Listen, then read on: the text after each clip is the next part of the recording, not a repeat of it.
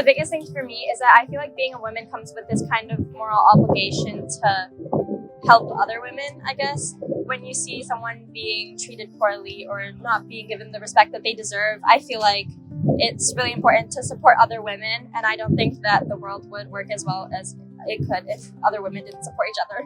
I think it means being emotionally and physically resilient, and then also it's a lot about sisterhood. So like when I walk into a room, I feel like I'm automatically friends with every woman in there, or I feel like I'd be comfortable talking to them. For me, being a woman is sort of like the connections I build with other people, especially my friends and my two older sisters.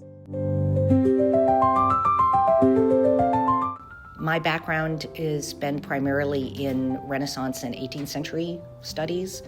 And so obviously the people that really were my first heroes were those like Mary Wollstonecraft, who wrote The Vindication of the Rights of Women, and Elizabeth Cady Stanton and Susan B. Anthony. I have two older sisters, and they've always been sort of like the two most important people in my life. They've helped me so much, and they've definitely like helped shape my experiences growing up. A woman who inspires me would be my mom, because she's always super cheerful and she's always the one asking me how my day was. My sister, she's 11 years older than me. She also went to Harker, but she definitely inspires me. She's at med school right now, and she's been like a women's rights activist since I was born, and she took me to my first women's march, and yeah, she's just overall incredibly inspiring for so many reasons. Some issues that I think women are facing today are issues with abortion and like rights over their own body. I'm really passionate about Roe v. Wade, and I think that women should have the right to choose. Right now, I just have to say my heart goes out to any of the young women at this school, as well as our non-binary and transgender students, in terms of where it's really safe for them to be in the U.S. as they pursue higher education.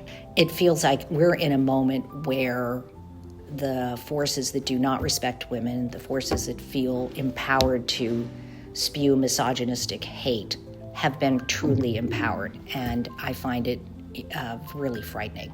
In Femme Club, we recently held a screening of a film on the Zorowski versus Texas case, which was about a woman named Amanda Zorowski and her plaintiffs who were, fighting for abortion rights. And that's definitely one way women have been fighting back against the restrictions being put on our bodies.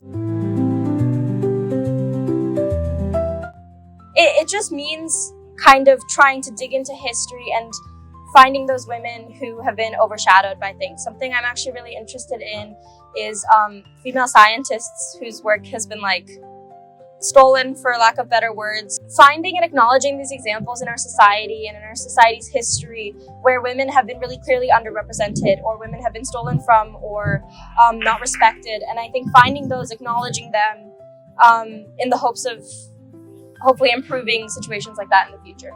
Well, I think we should be raising some of the really important issues about women's history, not just celebrating, which I try to do. I have some of my students who know me will say I have an attendance question that's usually some kind of unusual topic, and I try to feature important women during this month when I do that. But I think we should really be talking about the issues. I would love to have Harker seniors, female students, talking about their concerns about where they're going to go to college and what kinds of resources they'll have. Women's History Month to me means celebrating women in the past who have fought to make a better place for women today, and continuing to do that, and also bringing light to their legacy. It means recognizing that there's still work to be done, but it's also commemorating women in the 21st century and before who worked towards giving us the rights that we have today. I would say try to embrace your femininity and don't let other people bring you down. And I think you should always try to support other girls and help other girls and bring them up. Don't listen to people when they tell you can't do something.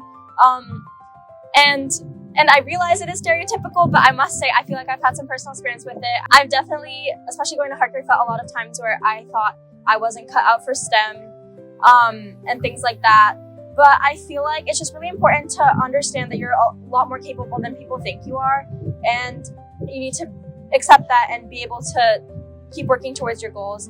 I continue to just feel inspired and excited, and like it makes me thrive to have the opportunity to teach such amazing students, and in particular the women students at Harker.